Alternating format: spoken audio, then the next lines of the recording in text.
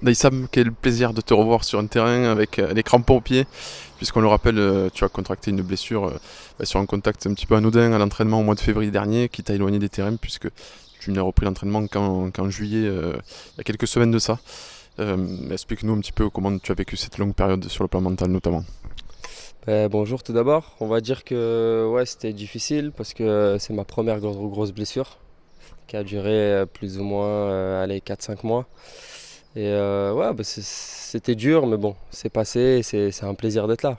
Un plaisir de retrouver les copains, d'être sur le terrain et d'entamer une nouvelle saison. Oui, pour revenir sur la blessure, je suis obligé parce que c'est une période importante de ta jeune carrière.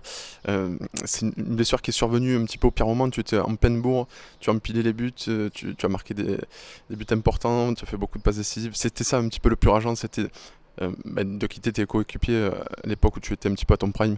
Ouais, c'était ça le plus rageant. C'était à une période où on était bien, on enchaînait les matchs, on enchaînait les victoires.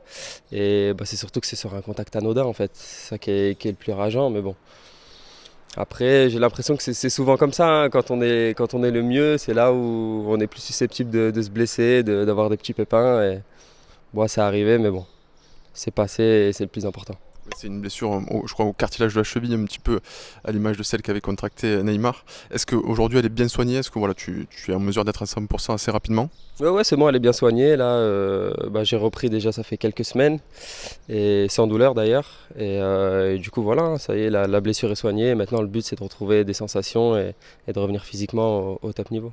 Justement, tu es en phase de reprise, tu as déjà fait parler un petit peu la magie de ton pied droit, ici même avec un joli but tout en finesse face à la réserve de l'Olympique de Marseille. Ça fait du bien pour la confiance, pour le moral, de revenir, de marquer ton retour aussi par un but comme ça, même si c'est un petit peu anodin puisque ce n'est qu'en match amical.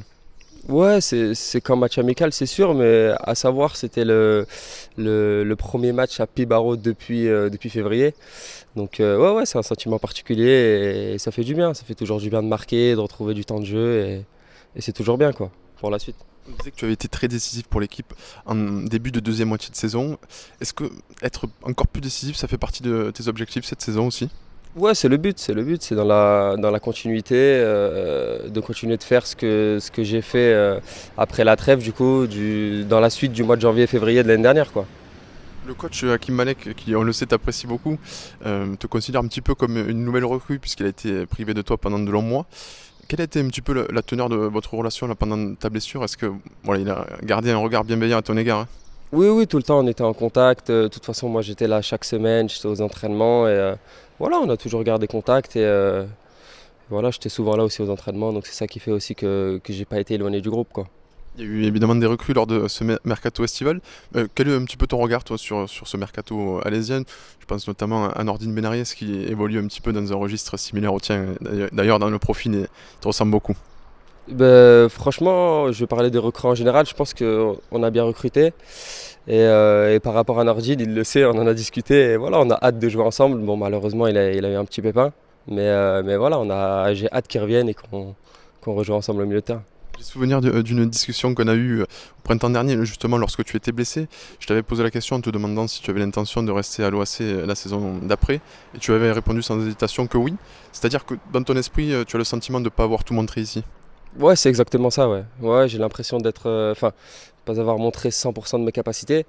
Et surtout, je suis dans un environnement où je me sens bien, quoi. Je suis bien au niveau du club, au niveau des dirigeants, des bénévoles, du staff, de tout le monde, quoi. Donc, ça peut que être bénéfique pour la suite de la saison.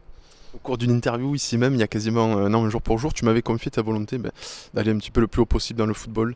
Tu te fixais pas vraiment de limite. Un an plus tard, tu as 25 ans, tu es encore jeune. Est-ce que c'est toujours d'actualité? Oui, bien sûr, bien sûr. Après, comme je t'ai dit l'année dernière, hein, je me fixe pas de limite. J'essaye je vis le moment présent. Voilà, cette saison, on va prendre match par match et on va se concentrer. On va essayer d'aller gagner le plus de matchs possible et on verra où ça nous mène. Même si on ne peut jamais vraiment le savoir à l'avance, est-ce que tu as le sentiment que cette poule qui s'offre à vous cette saison, elle est encore plus relevée que qu'elle était la saison dernière, avec notamment des équipes comme la Réserve de Toulouse, comme Le Puy, comme Cannes aussi, qui est un club historique? Oui, c'est sûr. Je pense que la poule est plus relevée que l'année précédente. Et c'est ça aussi qui fait tout son charme. C'est que cette poule du Sud, elle est.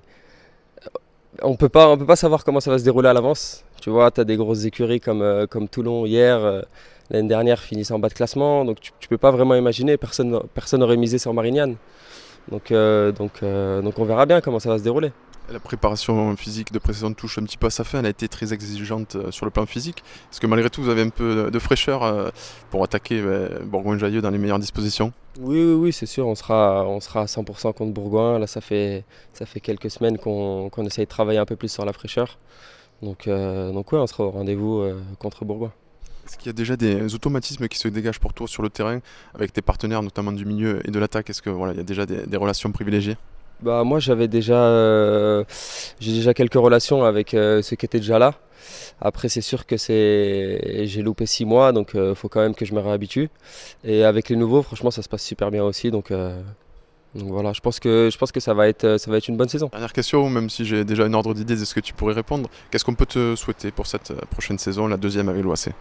D'un point de vue collectif, une meilleure saison que l'année dernière.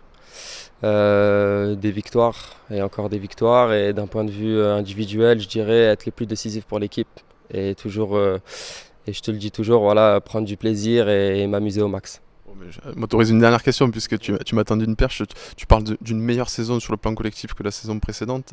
C'est-à-dire que vous allez aller au-delà du simple maintien, vous allez jouer vraiment les premiers rôles. C'est l'objectif que vous poursuivez.